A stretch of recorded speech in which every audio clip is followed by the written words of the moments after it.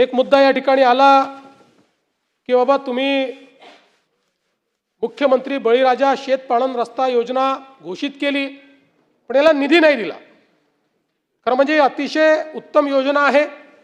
100% यंत्रसामुग्रीचा उपयोग करून आपल्याला हा रस्ता बनवता येणार आहे।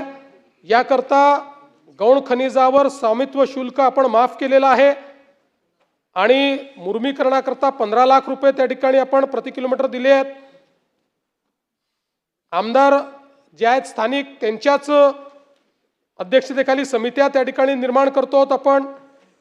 प्रत्येक कामाचं जिओ टॅगिंग आणि कोर कटिंग आपण करतो आहोत आणि जी काही वेगवेगळी प्रकरणं आहेत ते सांगून आपल्याला वेळ घेत नाही, पण आमचे महसूल मंत्री यांच्या अध्यक्षतेखाली समिती होती।